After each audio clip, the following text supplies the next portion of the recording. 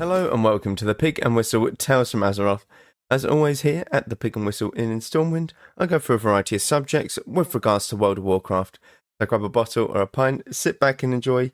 This midweek episode we'll be going over the very bare bones of what BlizzCon gave us, 10.2 as it is now, and that's basically what we'll be covering. So, the first things first, new expansion. We got to, let's see, kind of five is what I'm going to say. New expansion ideas, kinda. So you have the three retail expansions, which is the War Within, Nightmare, and the Last Titan are the next three expansions that we're going to have for retail. We obviously have Cataclysm Classic, which I'm classing as an expansion for this. And then you have Season of Discovery. Now, all of these are looking really, really good, I'm not going to lie. So, let's start with the first WoW expansion. Now, what the first WoW expansion is going to bring, I won't be going into more depth with it in here. I'm going to give you a basic rundown firstly, because Friday is when I'll be going into more depth about certain aspects of what we've seen at BlizzCon, and really giving it a deep dive almost. But yes, we'll be giving a very general idea of it today. In the War Within expansion, you get a lot of different features. You get warbands, where you can essentially group all of your characters together. They share transmogs, they share pretty much everything, reps, achievements, all of that, they put it all together. And from what I saw, it looks like they're changing the main menu or the character select screen, where you have four of your characters that are in this warband all sat around a camp, which is really cool, and I quite like the idea of that, to be honest. We have hero talents or hero specs. I think it's hero talents. Essentially what these hero talents are you have your talent tree, and then they go into more in-depth looks about your talents. So you can choose to specialize in many different forms, essentially. The hero spec list are as follows. For Death Knight, you have Rider of the Apocalypse, you have Sandlane, and you have Deathbringer. Demon Hunter, you have Aldrachi Reaver and Fellscarred. For Druid, Keeper of the Grove, Elune's Chosen, Windstalker, and Wildstalker, and Druid of the Claw. Evoker, you have Chrono Warden, Ruby Adept, and Scale Commander. For Hunter, Sentinel, Pack Leader, Dark Ranger, Mage, Sunfury, Frostfire, Spellslinger. Monk, Master of Harmony, Shadowpan, and Conduit of the Celestials. Sounds so cool. Paladin, Lightsmith, Herald of the Sun, and Templar. Priest, Voidweaver, Oracle, and Archon. Rogue, Deathstalker, Trickster, Fatebound.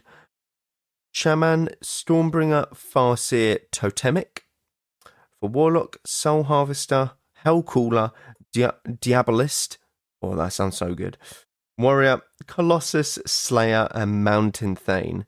Now, the ones that I'm excited for, or that sound really cool, Death Knight, Rider of the Apocalypse. That just sounds so amazing. Druid, Elune's Chosen. Being a Druid like main, I cannot wait to get about 6 full moons. I'll go into more in depth in that. Hunter, Dark Ranger. It sounds so cool. You're going to be literally like one of the Dark Elves or the Dark Rangers, is kind of my thought. They might even change it cosmetically, which will be really cool. Mage, Spellslinger is my chosen one there. Conduit of the Celestials just sounds amazing for Monk. Paladin, Herald of the Sun. Archon for Priest. Voidweaver, Oracle. All of the Priest ones sound really cool, actually. Shaman, I like the idea of being a Farseer, to be honest. Warlock, Diabolist. How cool does that sound? They're kind of the main ones that I think will be really cool, or that they sound cool at the very least. So the idea of these hero talents essentially is you get a talent tree in the middle of your main talents. And these talent trees, basically, you pick one of two specializations that you go into. So I'm not going to give you the Druid version because think of your talents as a triangle. You have 3 talents for most classes. For warrior, you have protection, you have arms warrior, and you have fury warrior. In between arms and fury, you have the hero specialization. I'm not sure which one it is. We'll go with Mountain Thane for now, even though I'm pretty sure it isn't. For in between fury and protection, you have another specialist. And then between arms and protection, you have another. So whichever specialization you can go to, you can only go into 2 of these from whichever spec you are. You can go into arms prot or arms fury. You can't go into, well, no, technically you can go into it, but you can't go into the other one that's like the complete opposite corner of the triangle, if that makes sense. But essentially, it will enhance certain abilities and give you all around more of a class. What is it? I'm looking for the word. You know, where you're a bit more entwined or into your class aesthetic, I guess, aesthetically more pleasing to your class. Because for Druid, you have Elune's Chosen. Now, this all focuses around, you know, your moons and calling moons down onto your enemy and arcane damage, you know, that kind of deal.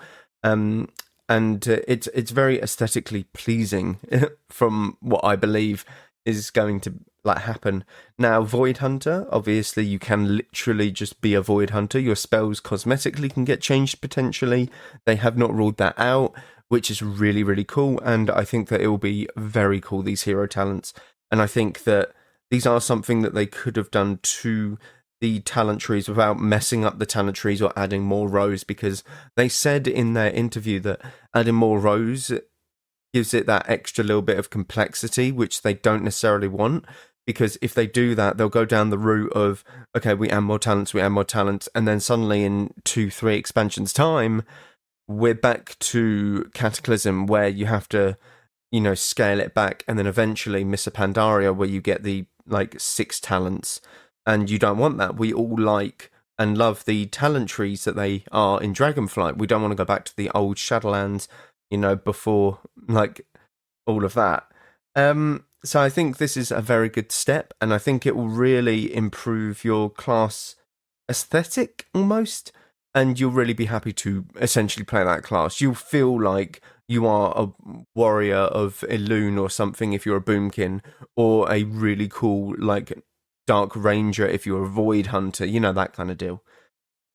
Now, Season of Discovery is a very cool little concept. I absolutely love Season of Discovery. I love the idea of this. Essentially, as you're going around, you're picking up these runes. These runes are, we don't know where they are, but there's around 30, I would imagine, for each class. These runes can be enchanted onto your gear, and they give you certain benefits. So the chest enchant for a shaman might turn your Earth Shock into a taunt, and you can use shamans as a tanking specialization. And this is what they originally were meant to be all the way back in Alpha, World of Warcraft, back in 2003, but they never made the cut for it. Essentially, they don't have a taunt, they couldn't hold aggro as well as other things. Same with Paladin, they can get a taunt as well in Season of Discovery. You can get many different abilities that are in the game now, in Classic, and it makes it so that certain things that weren't viable become viable. Arcane Mage might be viable because they have Arcane Blast, and in Classic you only had Arcane Missiles as an arcane spell, that and Arcane Explosion, but you're not going to be using that single target. So anything that wasn't viable might now actually be more viable. They said that they wanted to make everything sort of OP. They wanted to make things at the same level as Warrior was in Classic, rather than nerfing everything, which is the best way to go about it. I think making it into more of a sandbox mode is the way to go, and I think that they're going to blow it out of the park, essentially, when it releases on the 30th of November. I think that it's such a good idea, and I can't wait to actually play that, to be honest. And the last one is WoW Cataclysm. Now, a lot of people are very unsure about Cataclysm. I'm going to do its very own podcast, or episode, I should say. But essentially, I'm actually relatively excited. I don't believe that we should be in any expansion for too long. I believe it ruins the idea of the expansion. It ruins the love of the expansion for a lot of people. And it would just leave a sour taste if we're stuck in Wrath of the Lich King for 2 odd years and then they eventually just shut down the server because slowly that population diminishes over time.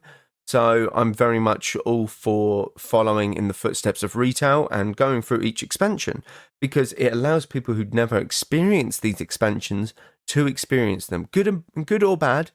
And I believe that Cataclysm was one that, from what I've gathered, many people didn't enjoy because either it's about 6, 7, 8 years worth of people playing World of Warcraft, like changing, and like everything changing, the entire world changed essentially. So all quests changed, everything like that.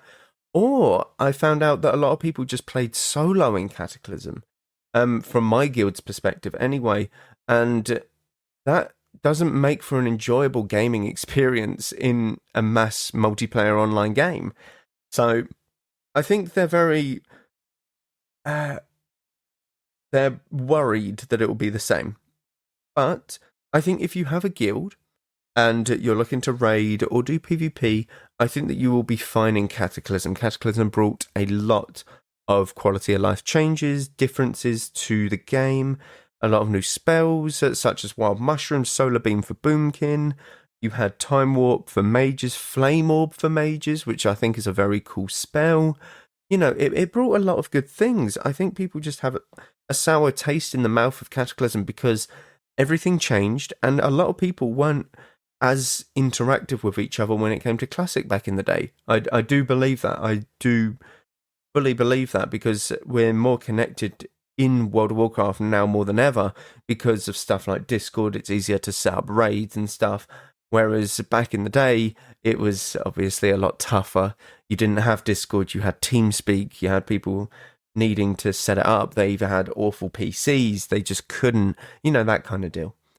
But we'll get into all of that on its own episode. Cataclysm, WoW Season of Discovery, they might be the same episode because there's obviously a lot less content there. But we will get into everything later on in later episodes. And I do believe that each of these needs its own episode to go into more depth about what's changing and stuff like that. But thank you all very much for listening. As always, do check out all of the links down below. Constant Twitch, YouTube stuff happening. We will be going live later today after this episode comes out at 8 CE. It's not summertime anymore. No, 8 CET. You're more than welcome to pop by, say hello. We are going to be doing our little guild raid for the night. So more than welcome to pop by and chill out. But thank you all very much for listening and go with Valor, friend. Goodbye all.